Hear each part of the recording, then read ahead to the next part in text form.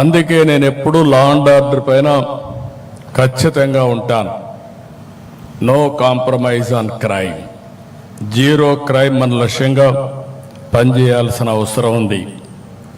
ఏవి పోలీసులు అంటే ఒక బ్రాండ్. ఫ్యాక్షనిజం, నక్సలిజం, కమ్యూనిజం, రౌడీయిజాన్ని అణిచివేయడంలో మీరు దేశంలోనే మంచి పేరు తెచ్చుకున్నారు. ప్రమాదం కావచ్చు, నేరం కావచ్చు, విపత్తు కావచ్చు, కరోనా లాంటి మహమ్మారి కావచ్చు, ముందుండి ప్రజల కోసం మొదటి అడుగు వేసేది పోలీసులే. మీ కుటుంబాలకు సమయం ఇవ్వరు, మీ పిల్లలతో గడపలేరు, ఎప్పుడు ఎటు పరిగెత్తాలో తెలియదు. పండగైనా, పబ్బం అయినా, ఎండ అయినా, పగలైనా, రాత్రి అయినా ప్రజల కోసం పరుగులు పెడతారు. ఎప్పుడు విధులకు వస్తారు.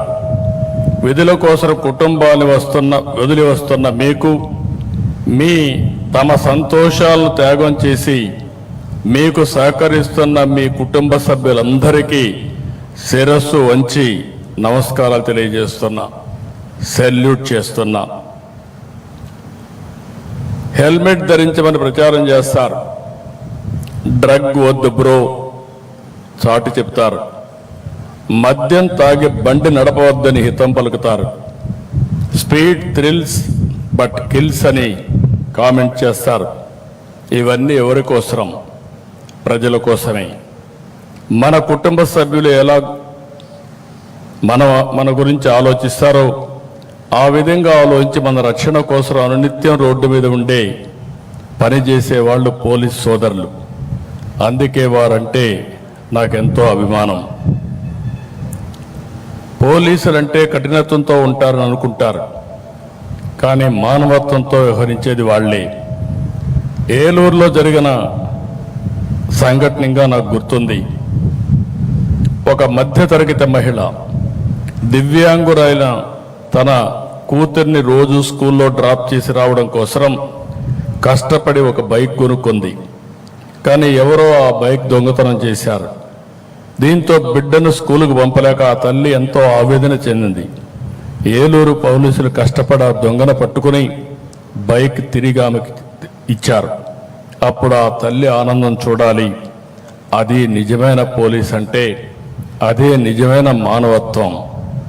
మొన్న విజయవాడలో పేద పిల్లలు చెప్పులు లేకుండా వెళుతుంటే అక్కడ చూసిన Penamaluru police station head constable Venkataratnam గారు పిల్లలకు అక్కడికక్కడ చెప్పులు కొనిపెట్టి పంపారు. నేను చెప్పేటి మాత్రం కొన్ని ఉదాహరణలే. ఇలా ప్రతి జిల్లాలో ప్రతి స్టేషన్లో ప్రజల ఆస్తులు కాపాడాలని తపన పడే సిబ్బంది ఉన్నారు. మానవత్వంతో స్పందించే పోలీస్ అధికారులు కూడా ఉన్నారు. నేడు నేరాల తీరు మారుతా ఉంది. క్రిమినల్స్ బాగా అప్డేట్ అవుతున్నారు. మరి వారి ఆట కట్టించాలంటే మీలో మరింత అప్డేట్ వర్షన్ ఉండాలి. అందుకే సాంకేతికంగా పోలీస్ శాఖను బలోపేతం చేస్తున్నాం. సైబర్ నేరాలు, వైట్ కాలర్ నేరాలు పెరిగాయి. సీసీటీవీ కెమెరాలు, డ్రోన్లు, ఫోన్ సిగ్నళ్లు, గూగుల్ టేక్అవుట్స్, ఇలా టెక్నాలజీని విస్తృతంగా ఉపయోగించుకోవాల్సిన అవసరం ఉంది. అప్పుడు ఎటువంటి నేరస్తుడైనా ఈజీగా పట్టుకునే అవకాశం ఉంటుంది. రాష్ట్రంలో ప్రతి 55 కిలోమీటర్లకు ఒక సీసీటీవీ కెమెరా ఏర్పాటు చేస్తున్నాం. ఇది పోలీస్ యంత్రాంగానికి 3వ కన్నులా పనిచేస్తుంది.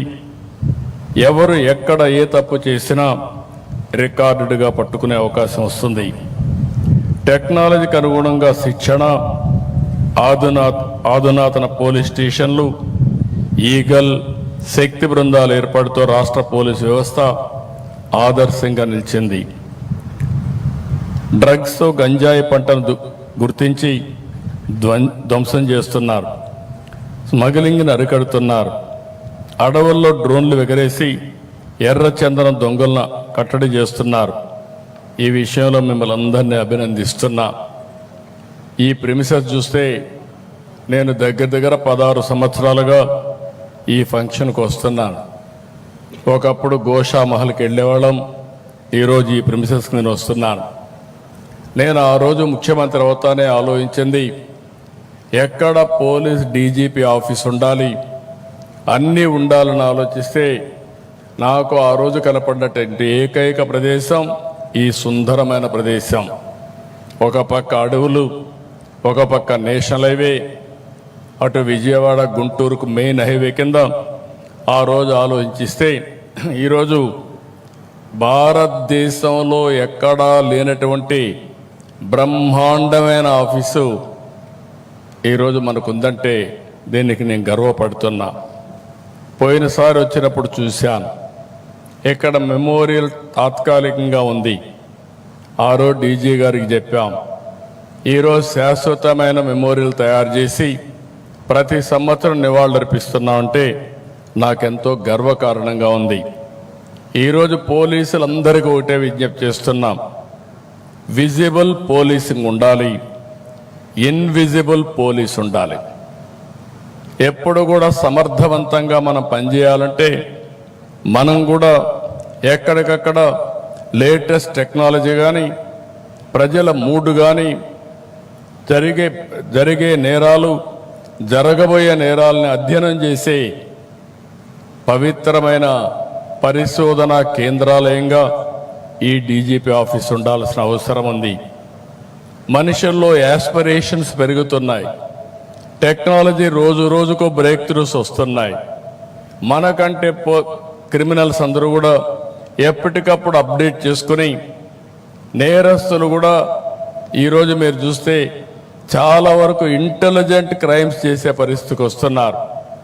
అలాంటి క్రైమ్స్ చేసినప్పుడు వాళ్ళకంటే మనం ఒక అడుగు ముందుంటే తప్ప వాళ్ళని కట్టడి చేయలేమని చెప్పి కూడా నేను మీకు తెలియజేస్తున్నా. ఒకప్పుడు మీరు చూస్తే సిద్ధాంతాల పరంగా ముందుకు పోయేవారు, అదే నక్సలిజం. కొంతమంది స్వార్థం కోసం కమ్యూనలిజం చేసేవారు, ఎక్కడికక్కడ కులాల మధ్య, మతాల మధ్య రెచ్చగొట్టేవారు. ఇంకో పక్క మీరు చూస్తే ఆధిపత్యం కోసం ముఠా నాయకత్వాన్ని ఏర్పాటు చేసేవారు. ఇంకో పక్క డబ్బుల కోసం రౌడీజం చేసి అది ముఠాలుగా తయారై ఓసారి ఇంటర్నేషనల్ ముఠాలుగా కూడా తయారయ్యే పరిస్థితికి వచ్చారు. ఇవన్నీ తుదముట్టించాలంటే పోలీసు వ్యవస్థ సమర్థవంతంగా ఉండాలి. పోలీస్ అంటే భయం ఉండాలి. ఎక్కడికక్కడ ఒక డెమాన్స్ట్రేటివ్గా మనం యాక్ట్ చేయగలిగితే దానిపైన నేరాలు ఆటోమేటిక్గా తగ్గే పరిస్థితి వస్తాయి. అట్లా కాకుండా మనం లీనియంట్గా ఉంటే దానివల్ల ప్రతి ఒక్కరు ఆసరాగా తీసుకొని ఒక నేరమే కాదు నేరాల మయం చేసే పరిస్థితి వస్తుందని చెప్పి కూడా నేను మీకు తెలియజేస్తున్నా. ఇటీవల కాలంలో మనం చూస్తున్నాం, నా అనుభవంతో చెప్తున్నాం, 45 రాజకీయాలు, 48 సంవత్సరాలు, రేపు 28కి మొట్టమొదటి ఎమ్మెల్యేగా అయిన తర్వాత సుదీర్ఘమైనటువంటి రాజకీయ జీవితంలో అనేక సమస్యలు చూశాను. నేను మొదటి నుంచి కూడా ఒకటే ఆలోచిస్తున్నాను, law and order utmost important. నిన్న గూగుల్ పెట్టుబడులు $15 బిలియన్ ఆంధ్రప్రదేశ్కి వచ్చిందంటే, వైజాగ్కి వచ్చిందంటే వారికి ఒక నమ్మకం, ఈ రాష్ట్రంలో లా అండ్ ఆర్డర్ ఉంటుంది, ఈ రాష్ట్రంలో అభివృద్ధి జరుగుతుంది, వారు పెట్టే పెట్టుబడులకు సేఫ్టీ ఉంటుందనే ఉద్దేశంతో అతిపెద్ద పెట్టుబడి ఆర్థిక సంస్కరణలు వచ్చిన తర్వాత మొట్టమొదటిసారిగా $15 billion data centre, artificial intelligence ఖర్చు పెట్టే పరిస్థితికి వస్తున్నారు. ఇది ప్రపంచానికే ఒక హబ్బుగా తయారవుతుంది. ఒకప్పుడు హైదరాబాద్లో హైటెక్ సిటీ, ఐటీతో ప్రారంభించిన నేను ఈరోజు ఆర్టిఫిషియల్ ఇంటెలిజెన్స్, అదే మరిగా డేటా సెంటర్తో గూగుల్తో విశాఖపట్నం ముందుకు పోయే పరిస్థితి వచ్చింది. ఇవన్నీ ఒక ఎత్తు అయితే, సమాజంలో అశాంతి సృష్టించడానికి కొన్ని రాజకీయ ముసుగులో కూడా కొత్త కొత్త నేరాలు చేసే పరిస్థితికి వస్తున్నారు. నాకెప్పుడూ భయం లేదు. మీ అందరికీ తెలుసు, మీరందరూ త్యాగాలు చేస్తున్నారు. మీరు చేసిన త్యాగాల్లో ముందున్న వ్యక్తి నేను. నా మీద నేను ఎప్పుడు కూడా ఎవరిని కూడా నా జీవితంలో ఎప్పుడు కేసు కూడా పెట్టించుకోలేదు. కానీ రాష్ట్రంలో లా అండ్ ఆర్డర్ మెయింటైన్ చేయాలి, ప్రజలకు భద్రత కల్పించాలి, ఎట్టి పరిస్థితుల్లో ఉపేక్షించకూడదని రాజీ లేని పోరాటం చేశాను. దాని ఫలితమే 2023లో నా మీద 23 క్లేమోర్ మైన్స్ బ్లాస్ట్ చేసే పరిస్థితికి వచ్చారు. అయినా కూడా నేను భయపడలేదు. ప్రాణం అనేది తాత్కాలికం, మనం చేసే పనులు అనేది శాశ్వతం. అలాంటి పనులు చేస్తున్న పోలీసు వ్యవస్థని మరొక్కసారి అభినందిస్తున్నా. అయితే ఈరోజు ఎందుకు ఈ మాట చెప్తున్నానంటే, ఓసారి ఒక దొంగ, ఒక క్రిమినల్, ఒక డెకాయిట్ కొన్ని ప్రాంతాలకే పరిమితం అవుతూ ఉంటారు. కానీ ఈ రాజకీయ కుట్ర అయితే చేసేవాళ్ళు చూస్తే ఫేక్ ప్రచారాలు చేయడం, ప్రజల్ని ఎక్కడికక్కడ ఒక చెడు వాతావరణాన్ని క్రియేట్ చేయడానికి వాళ్ళని ప్రోత్సహించడం, సమాజంలో కులాల మధ్య మతాల మధ్య చిచ్చు పెట్టే కుట్రలు చేయడం, రాష్ట్రంలో శాంతి భద్రత విఘాతం కలిగించేలా కొన్ని ప్రయత్నాలని కుట్రల్ని ఒక్కసారి మీ అందరికీ గుర్తు చేస్తున్నా. ఎందుకంటే పోలీసులు చాలా జాగ్రత్తగా ఉండాలి. నేను చూశాను పాస్టర్ ప్రవీణ్ మరణం, ఒక సిస్టమేటిక్గా చేసే పరిస్థితికి వచ్చారు. దాని మీద 2 కుల మతాల మధ్య చిచ్చు పెట్టే ప్రయత్నం చేశారు. దానికి రాజకీయంగా సహకరించే పరిస్థితి, కుట్రబన్నే పరిస్థితికి వచ్చారు.